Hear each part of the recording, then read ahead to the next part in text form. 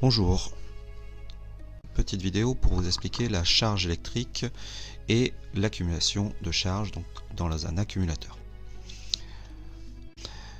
Donc ici on va parler d'une charge élémentaire. Donc cette charge élémentaire elle est représentée par un atome et autour de lui gravitent des électrons. Chaque électron dispose d'une charge dite négative.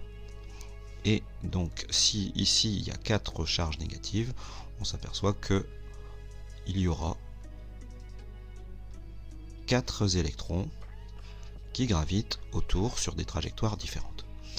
Évidemment, pour que le système soit en équilibre, si l'électron a une charge négative, il faut que l'atome a une charge positive. Une par électron, donc 4 charges positives. Ce système est en équilibre, donc il ne crée aucune charge élémentaire puisque cet ensemble est stable. Mais si un électron quitte cet ensemble-là, on s'aperçoit que ici, il y a toujours les 4 atomes, et donc cet ensemble-là devient une charge positive. Évidemment, l'électron devient une charge négative, et on voit qu'ils sont bien séparés les uns des autres. Donc ces électrons, ils peuvent se déplacer, et avec un accumulateur, venir tous se ranger ensemble. Donc évidemment, si les électrons sont d'un côté, les charges positives sont de l'autre côté. Pour qu'un électron regagne son atome, il y a 2 solutions. Soit il y a un arc électrique entre le diélectrique qui est ici, soit l'électron passe par un conducteur pour aller ici. Donc il est obligé de passer par un conducteur. Si on met un isolant, l'électron ne peut pas passer. Donc l'électron a une charge de 1,6 10 puissance moins 19 coulombs.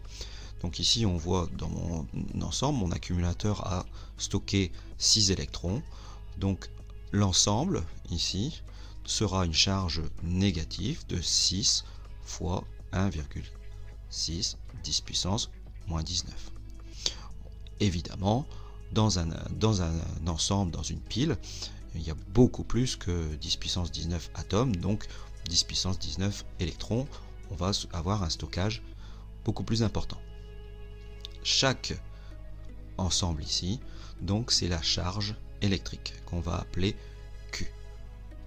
Cette charge électrique, évidemment, ici, elle est négative et ici, elle est positive. Mais c'est une seule partie qu'on va examiner. Cette charge électrique, elle est en coulomb, mais on verra que prochainement, un coulomb, c'est 1 ampère seconde. La seconde, on sait ce que c'est. Dans l'épisode suivant, on verra ce que c'est que l'ampère. À bientôt.